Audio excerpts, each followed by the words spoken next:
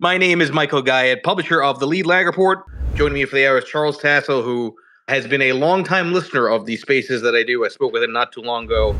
Was really blown away by his knowledge and experience. I think this will be a lot of good back and forth here. Charles, introduce yourself to the audience. Who are you? What's your background? How'd you get involved, interested in real estate, and what are you doing now? Thank you, Michael. And let me first start by saying, as a longtime listener and having heard one of the first rants about the narratives and the lack of information, you have been an absolute content machine, and I can't thank you enough for that. I don't want to be a fanboy for a moment, but I do appreciate being able to listen to from Spotify to YouTube to, go through different ones and just listen to them and rewind and go back and dig into stuff that you don't get in sound bites. So having said that, let me give you a little bit of information on where I'm coming from on this. I'm an old philosophy and religion double major kind of guy. So it's one of those pucker and duck is what I'm used to in some sense. You either people love what you're doing or they hate what you're doing. So real estate was a natural process, but it came through the political process. I actually was very involved in local politics, ended up being director of government affairs in Cincinnati for quite a few years and worked representing real estate interests there. Ended up becoming chief operating officer for the National Real Estate Investors Association back in 2012.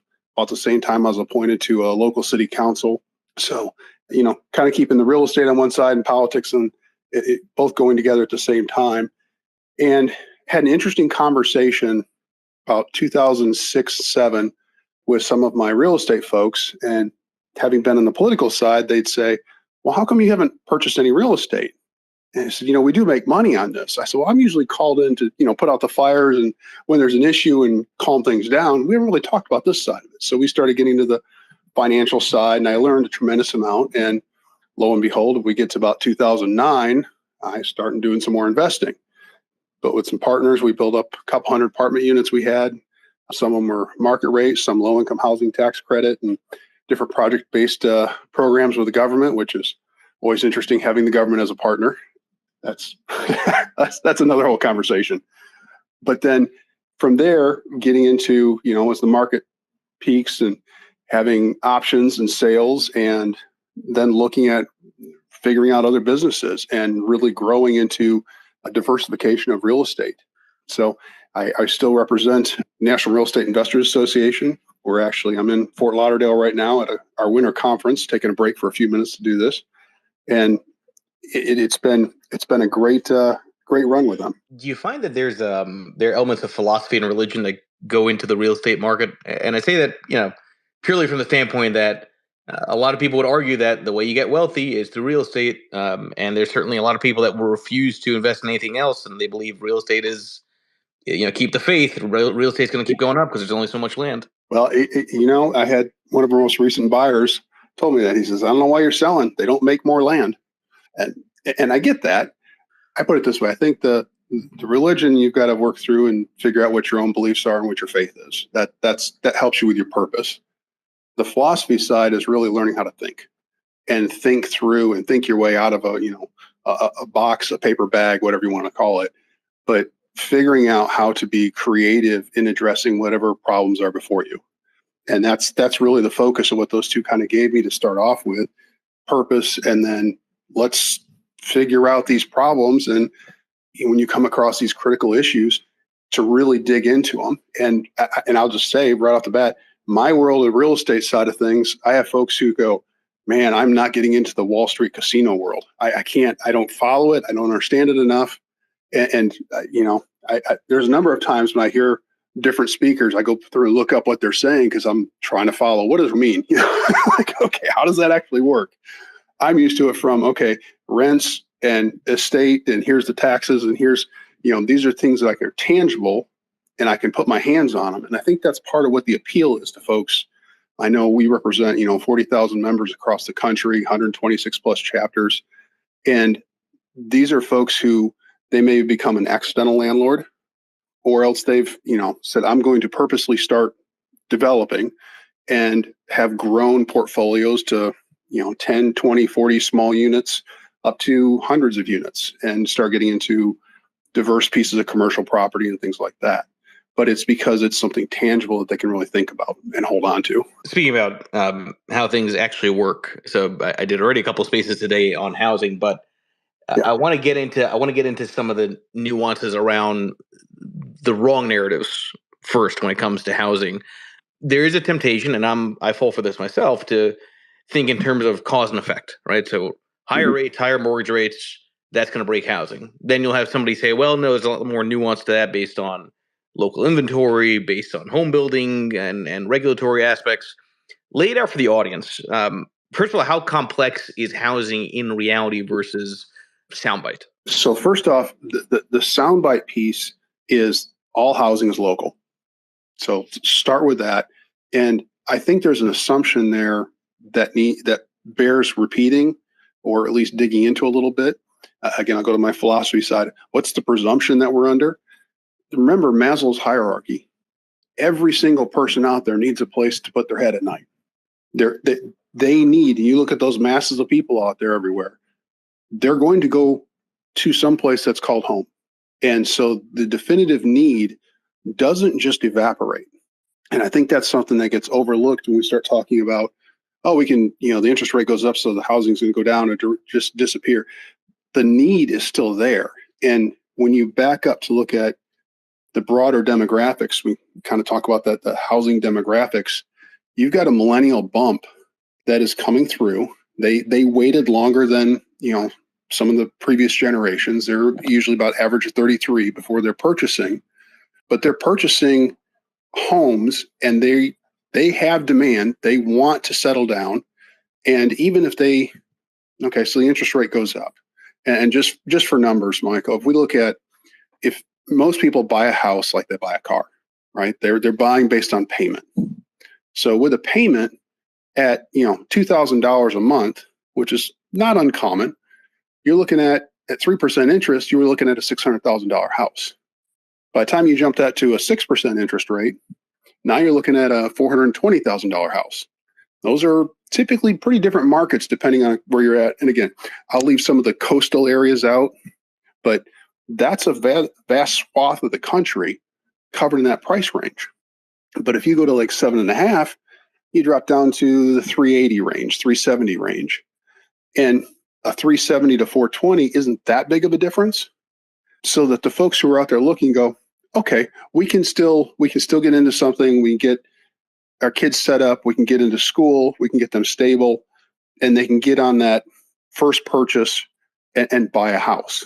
And that's really what we're seeing, especially when you start looking at, rent to ownership ratios, with rents going up, but housing prices going up and housing prices kind of going up faster, rents catching up, especially post-COVID and the eviction moratoriums and all that in there, that put some downward pressure or at least ceilings on housing cost, at least in a rental perspective. Does that make sense? Yeah, and actually, I'm glad you mentioned Maslow's hierarchy of needs, because I think it becomes even more nuanced there when you think about kind of the basic necessities. So everyone needs to have a roof over their heads at the very core basic level. You start having kids, now you need to have a roof with more surface area, right? More property to live in. And there's some obviously some longer term secular trends that you can argue make it such that people don't need to have as big of a house as they would, decades ago. I'm curious on the rent prices going up versus the home prices going up. Are there any sort of interesting trends or distinctions happening between apartments versus housing itself? I mean, related to demographics, related to preferences in terms of flexibility. I think the apartment versus housing dynamic is kind of an intriguing distinction. So CB Richard Ellis did a report last Tuesday, they shared it with us. And average monthly mortgage payment versus monthly rent. And the average mortgage payment was a little over $3,000. The average rent was just over $2,000. It's about $2,200. That's a pretty good gap. But if you look at the actual, and I'll take a picture of it and send it out so you see it. But it's the jump. If we go back to, let's just look, Q4 of 20, we're looking at $2,200 for the mortgage payment and about $2,000 for the rent. Pretty close and they're running pretty parallel. And if you look at historically, they typically run pretty close to each other. So to have that kind of a jump in distinction between the numbers, between the amounts for mortgages versus rents, that tells you the demand that's out there. And to go back to your previous question, there's a post-COVID psyche that is demanding more space. And anybody who was locked up and cooped up for 3 months, 6 months, a year with family or whatever knows and remembers you need more space, and people are willing to pay a premium for that. And I can contrast that with, go back to 2008 and 9. We saw in the apartment industry, manufactured housing, rental housing, we saw occupancy rates drop. And what we saw anecdotally, people would say, "Hey, I'm getting a roommate. I am not, I'm not sure what's going on. I'm not sure I want to do this by myself. I'm going to get a roommate." And we saw people doubling up, sometimes tripling up, and they were saving money and they're being careful and cautious. Well, that creates a large amount of vacancy in units, which puts a downward pressure on all the rents across the board and makes everybody a little bit nervous. They start seeing these occupancy rates drop. As we got into COVID and we had more 2-bedroom units, one person moved out. The person who stayed said, no, I'll just keep the 2-bedroom because I'm going to use the other bedroom as an office. And that spread that we saw is the exact opposite of what happened in 8 and 9. So the demand is there, not only for the millennial side, but kind of that post-COVID psyche. People need the space. They know that they're going to need more space or could need more space in the future. So they're working from home. They're utilizing that space and they'll pay a premium for it. Is any of it starting to reverse at all? I mean, it seems to me that is just kind of maybe a bit of a temporary phenomenon because more people need to go back to the office. What we're seeing is actually we're tracking whether it's U-Haul, where people are moving on one side, and the people that are moving are actually those who have high incomes, but they can work from wherever. So if it doesn't matter where I work from, why would I pay a really high rent in a cramped area versus going out to an area that maybe, low tax, low crime, great view, lots of sun. New York and California are your top 2 states losing both numbers and percentages of people out. But they're going to the Texas, the Florida, they're going down south and typically into cheaper areas, especially to live. So I don't see the reduction in it yet, but we're seeing more mobility starting to come back. So you had mentioned that you worked at the local politic side of things. Let's talk about some of the complications around the interaction of politics to housing and how that can differ from city to city, state to state.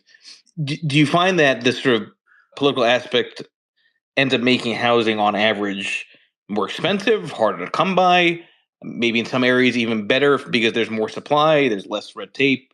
Talk about that dynamic because I think this is where the nuances come into play. Well, and this is where that, you're buying in a local area. We literally just had a presentation about buying out of state or buying out of your area. And the first thing that was said was due diligence. You've got to know the rules. You've got to know, going 2 blocks in some communities can be the difference between being on a riverfront to being in a row of crack houses, and I don't say that flippantly. It's very accurate. And knowing where your property is at, knowing what you're buying is absolutely critical. Then the overlay to that is, what is the government like? Los Angeles right now is still saying, well, okay, fine, you can move forward with an eviction on somebody that you haven't been able to do since March of 2020. So they've been living there free potentially. But we're not even going to file it in court and allow you to move forward with the eviction until sometime in 2024. How are you paying the bills? How is that business surviving? So from a business perspective, knowing your political market you're going into is absolutely critical. And there's a reason that we did a survey of our membership in December of 20. And one of the things we asked was, if you've been in the market for 5 years, 10 years, 15 years, what percentage of the people are selling? Why are you selling? And in part because we heard that people were selling, and we found was people who've been in the business for 10 to 15 years or more were 50% likely, or 30% of them were selling 50% of their property. So 30% of them were just getting out of the business entirely. And that tended to be more in, try to avoid some of the politics here, but I'll say blue cities and blue states where the moratoriums were more strict and made it more difficult to have a business. The rest of them were in areas where they said, I've got single family homes that I've been renting that I can't believe the price I could actually get for this property.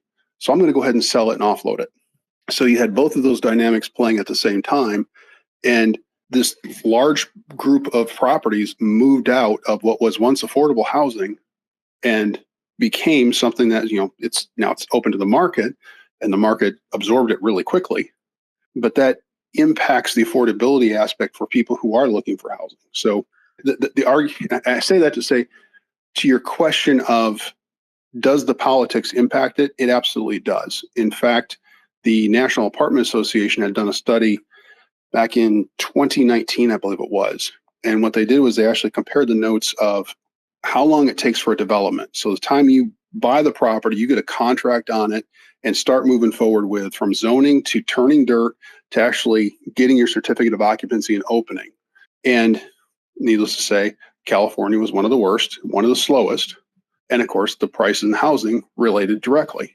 And there was a consistent trend line across the board that the longer your development costs, or longer your development time, the more cost there is involved and the higher the actual cost of housing is. So if you want affordable housing, you've got to make sure you crunch that front end of development so developers can actually build and meet market demands. Yeah, and I want to expand on that a bit more, but as we're talking about sort of the political side of things, I have to imagine that part of this is also a question of how politicians react to changes in crime, right? Because crime has to affect home values, right, and real estate values more broadly. Mm-hmm. Again, not making it too political, but I am curious if you've seen anything that would suggest that more left-leaning versus more right-leaning, assuming there is a correlation to leniency and crime in general. Is there anything one can glean from sort of the political leaning of a particular city or state and the likelihood of more crime then coming that might impact home values or real estate values broadly? I know I've seen studies like that out there. Manhattan Institute, Heritage Institute have done some of those. I have not dwelt on that side of it. So I'll kind of defer on that question. I know that there's an intuitive response, but I don't want to necessarily just follow up with that and say, this is what it is, because I don't have those at my fingertips right now. I'm sorry, Michael. Yeah, no, and because I think about San Francisco, right? I think about what's going on in New York City myself, right? It's just an interesting dynamic, and then I always go back to those studies around kind of the broken window theory, right? The moment you have one broken window, it not only increases crime, but then everybody else sort of doesn't keep up with their own homes, and then you end up having a bigger issue in terms of where you're putting your real estate dollars to work. And I'll emphasize that by saying, from living in a large city and moving out and literally being in the moving truck that was moving out, and the moving truck it died on me in this little suburb. And of course, a police officer pulls up.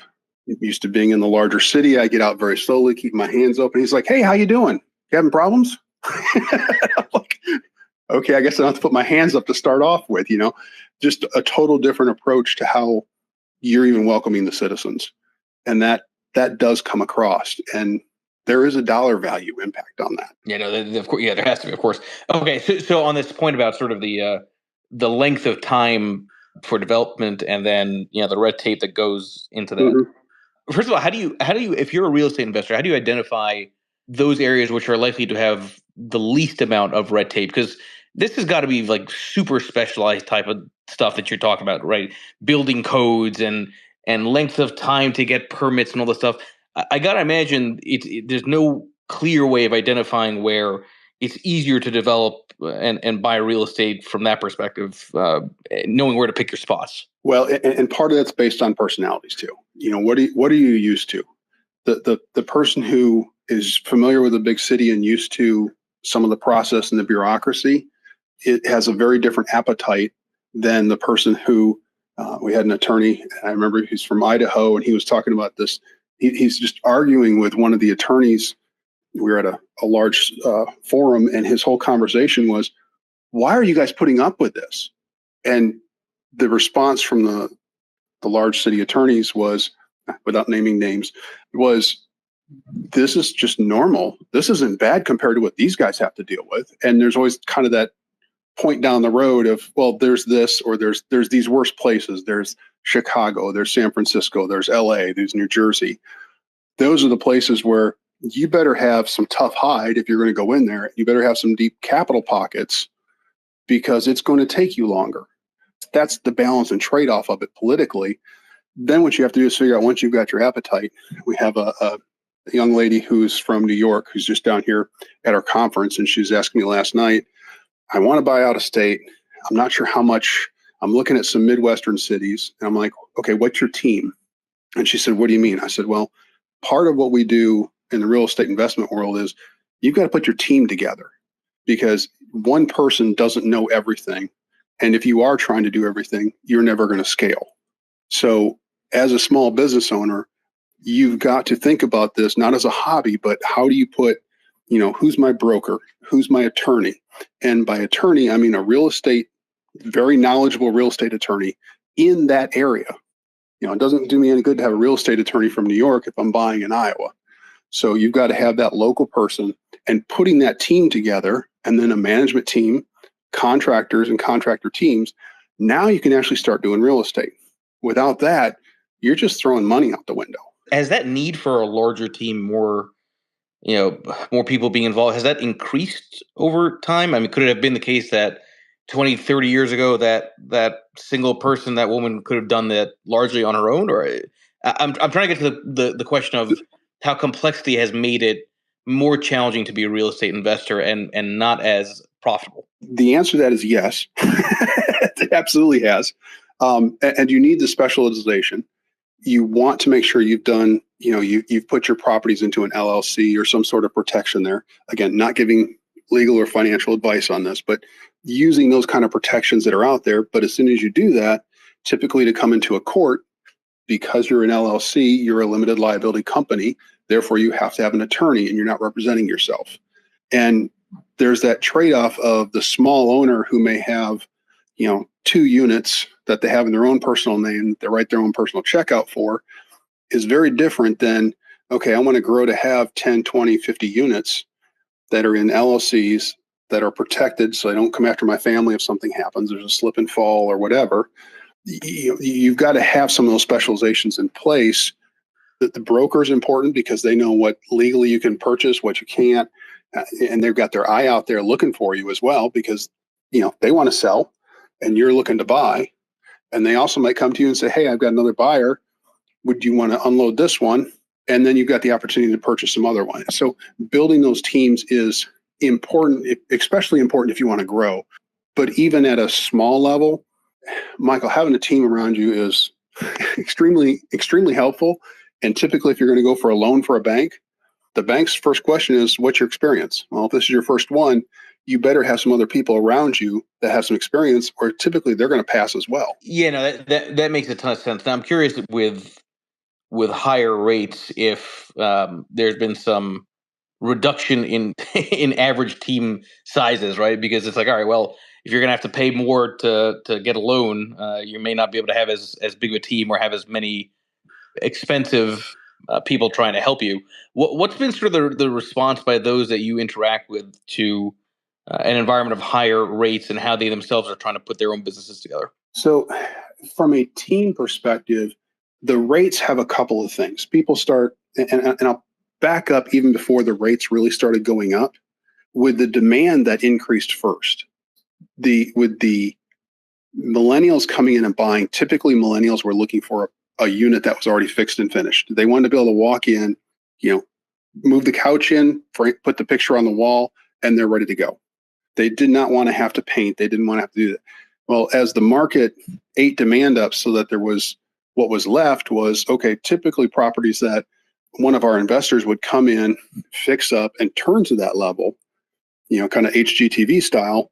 They said, oh, well, we've watched it on HGTV. We'll buy that now and fix it up ourselves. And so the homeowners the first time home buyers would come in and they were buying, and they would outbuy and outprice a lot of the investors. So the investors were, a lot of them, sitting on the sidelines for quite a while because all the single family pressure on it. Now, with interest rates creeping up, and some would say, rising dramatically in some sense, but going up, that has slowed some of the demand. But what we've seen is people who, they'd been the third bidder, the fourth bidder 3-4 times, had sat back, and we saw them re-enter the market. Some of them are coming through the market now. So what we're seeing from a demand perspective is part of what our conference we're talking about is the next wave of everything from foreclosures, which banks are finally starting to move on. They haven't moved for 2+ years. So there's a backlog of those. And then also trying to look at, okay, people do want to move. A lot of people have been sitting tight because their next option has been more expensive than they really could stomach. So they're kind of sitting tight. And so the team is all the more important because you want to make sure you've got eyes out there and people looking and thinking about, hey, I've got somebody who's interested in buying, a Cape Cod or a 3-bedroom, and they're willing to put down $100,000 on it. And in some areas of the communities, some areas that may buy the whole property, other areas that's just a down payment. And having brokers out there that work, working with our realtor friends, but then the other side is having attorneys know about it, because the attorneys can work with the banks and such, and which is the banks and the foreclosure is a whole nother issue. I don't know if you want to go there yet, but that's what we're seeing. And let me segue with your answer, or the answer to this. One of the things that we've seen as a solution to the demand for housing has been a repurposing of buildings. And I think when you and I spoke previously, I mentioned some of what we're seeing is second, third tier commercial buildings moving over towards being converted over to rentals of some sort. Sometimes they're condos, but if you can take a smaller office building, or if you can take for example, a small mall, think of the old 60s style mall, little strip mall in an area, but you can open some of that up to senior community living. They're already ADA compliant because they're flat. That makes it real easy to now bring in and put up walls and run, your plumbing and your electric and all that. And now you've got senior housing that's kind of community designed in a community that's already existing. And that's a great repurpose type of thing. And we're seeing more of those kind of repurposing of commercial buildings that have gone vacant or started to be some of the zombies that are sitting out there, and repurposing those. And that's, I got to imagine that takes a lot less time to repurpose than building something from scratch. Depending on the politics of the community, it can. I just was in a zoning hearing in January, and the zoning board was like, well, we're not sure about this. And one of the council members said, just to be clear, the mayor and the council have unanimously supported this. And they went, oh, okay. It's like, they want to see the redevelopment done. Please vote and move this thing forward. So it depends on the area. I know, like Boulder Springs and such, their opinion was no, we don't want to redo stuff. We don't want to make changes. We want the building to sit as it is. And since it was built for commercial, it's to stay commercial. And it's like, you realize the rate of your cost of housing is going through the roof. You're not going to have affordable housing, which means you're not going to have not only your first tier of service workers, but eventually you start getting into some of your second tier service workers from, teachers and firefighters and police who, God love them, they're not always best paid. So that's, depending on what your housing costs are, you can push out second and even start going into third tier level of service and support. See, like that I actually find to be fascinating, because it sounds like if there was you can't really do it on a national level, but if there was willpower to repurpose more of these commercial buildings, you wouldn't have an inventory crisis, right? Because as long as you get it through and approved, it's already there, right? Okay, so you rejigger a couple of things. Obviously, I'm simplifying it, but right. That seems to be the easiest way and fastest way to resolve inventory. If I could answer one other question, it would be, and that question is, I need contractors to do it. I literally, in the last week and a half, I've had 3 different engineers say, yeah, we don't have time to work on another project. We can't take on another project. We've got a nursing home we're converting to 64 units. And just getting contractors to answer calls to come out to even start to look at the process. I mean, last year was worse. Even October, September, they just said, we'll talk to you in January or February. And now they're starting to say, well, we can talk to you next month or two. It's like, so even when you get the zoning and such, you're still running into those kind of problems. And, you know, that group of construction workers tags right along with the trucking industry, and it's an aging population, and we're not replacing them in this country. And that's a problem. Okay, so that's actually a good direction to go. And everybody here, please make sure you follow Charles Tassell here on Twitter. And if any of you want to come up as questions, click that bottom left button. That's been my observation too. I mean, I did quite a bit of work on my own house post-COVID, and you know, they were all very skilled contractors, but they were all in their 40s, 50s, and 60s. There was really no youth, right, to sort of do the hard manual labor. And that's been a trend that's been in place for a while because we become more service tech oriented in the way that we think about our careers.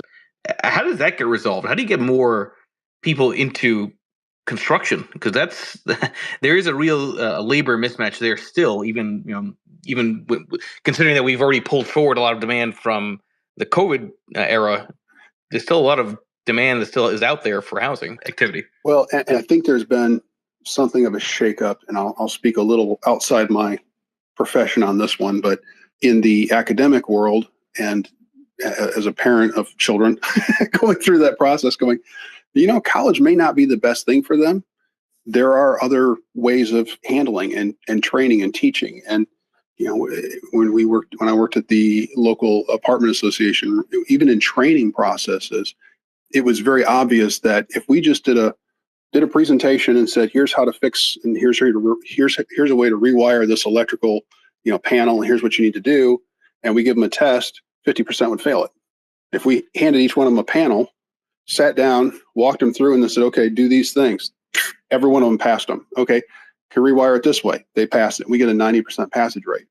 It's a different way of teaching, but it reflects the fact that we've got folks that are hands-on that we've been trying to push into, academic worlds that just don't fit.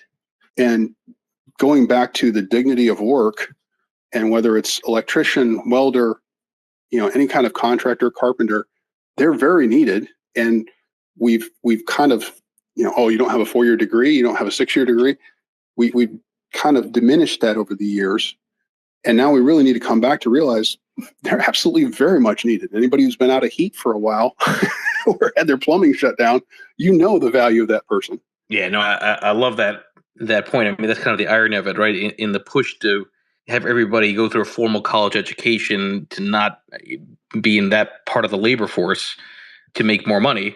Well, now you're keeping less money because there's less people to do that labor, and you got to pay them, to do work around the house. So it's kind of it's just an interesting dynamic.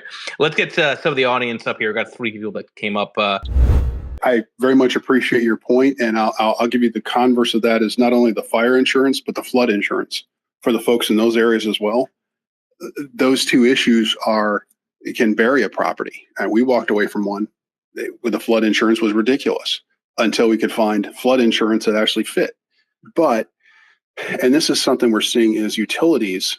If a example from was it National Institute of Water Suppliers, I believe it is, came out and said basically if a renter is actually paying for their own water usage, they reduce their usage somewhere between 20 to 26%. So how do you shift as many of those specific consumer items, the consumables, so water, sewer as a part of that, electric, natural gas, and shift those over to, and even trash in some cases, the individual owner or individual renter. And that has to be done. Otherwise, you are, as a property owner, trying to control it, trying to manage it, and those numbers are out of control going up. And your rent, they're saying, well, you're raising your rents and you're just pocketing the money. It's like, no, I'm raising the rents because I absolutely have to. And there are different philosophies on raising rent. I'll segue for a second. Michael, there's some folks there's a few of them who I want to lead the edge. I want to be the highest price. And typically those, from my perspective, I don't see those being very successful. They can if they're the luxury side of things. But a lot of properties, once you've got a resident in there, you kind of know in different regions how much rent increase results in moving trucks. For example, in the Midwest, typically if you raise rents about $75, you're going to get moving trucks. So you stay under that, and usually closer to 25, because part of the math to the point that was made is, I want a stable property. I want resident in there. And, we were just in DC working on a seller finance bill. And one of the things we talked about, they said, oh, your buildings are these great assets. And it's like, no, the building is not the great asset. A building with good qualified people that are good residents that are paying, that's an asset.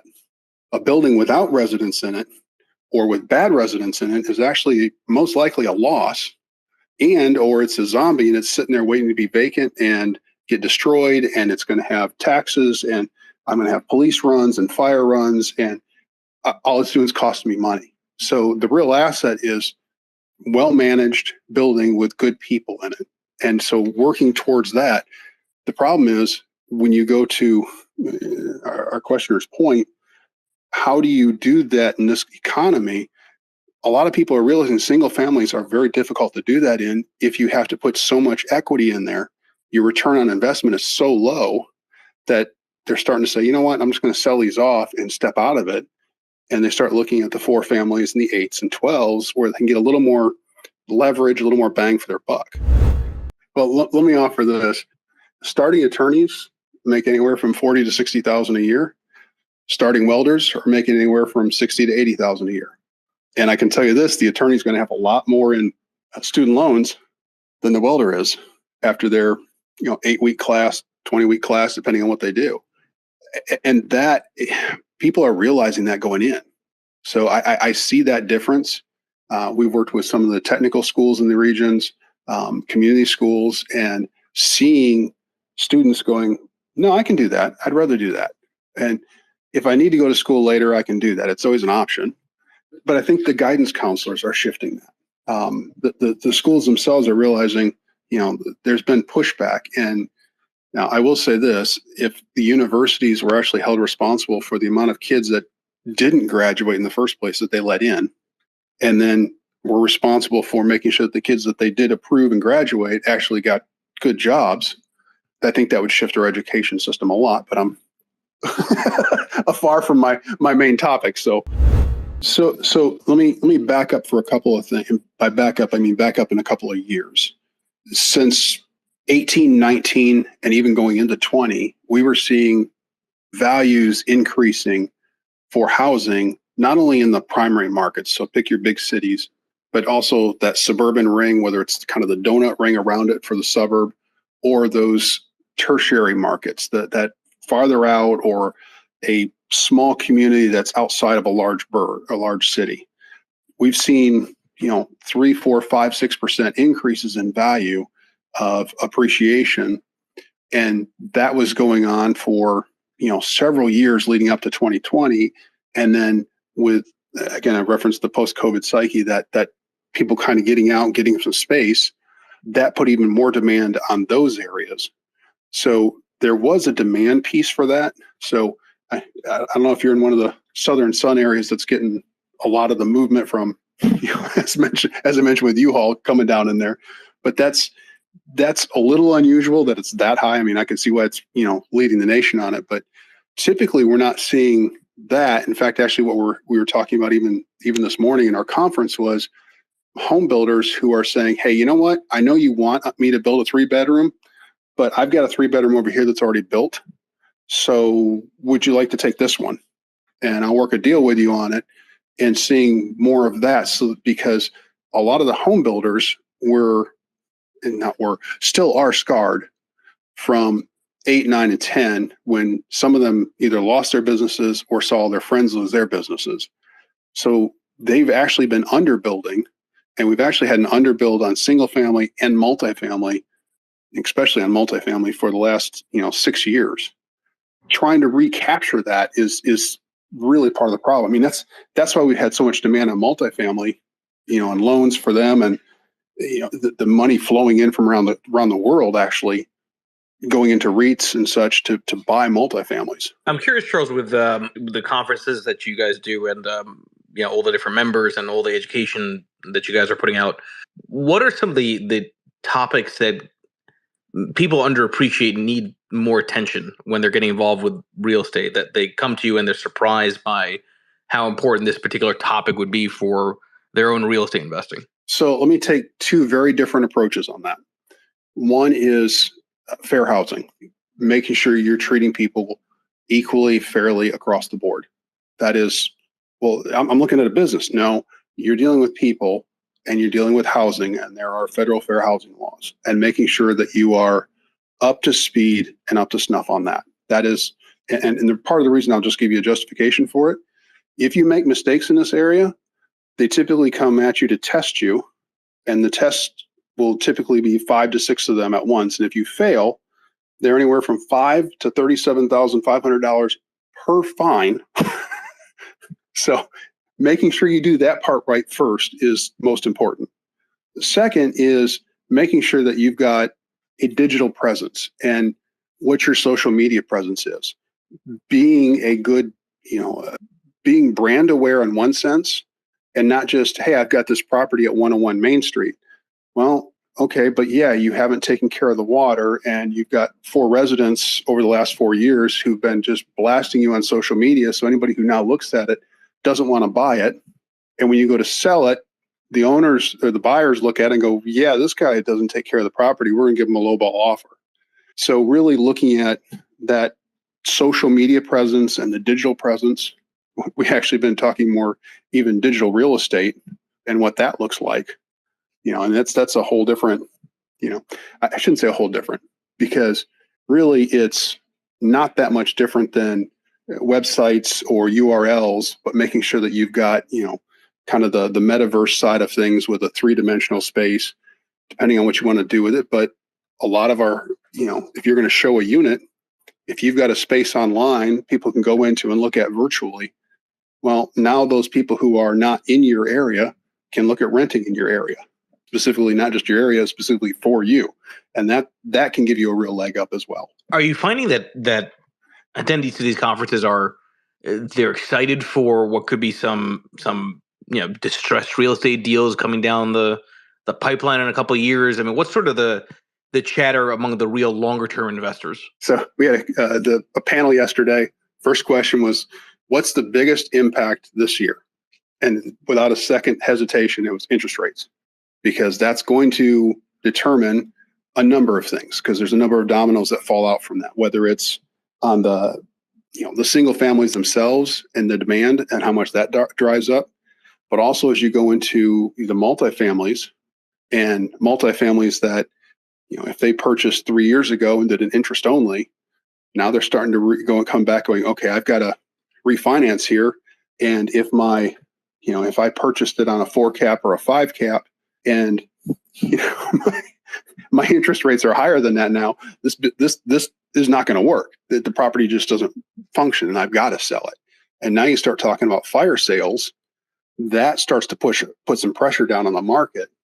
But there's still a lot of money out there looking for these projects. So there's kind of a trade-off on that. That's some of the areas that we're focused on. And the other piece is the foreclosures that are coming, because they haven't been moving forward for literally years. How big is that backlog on the foreclosure side? The banks have been keeping a lot of this stuff off their papers.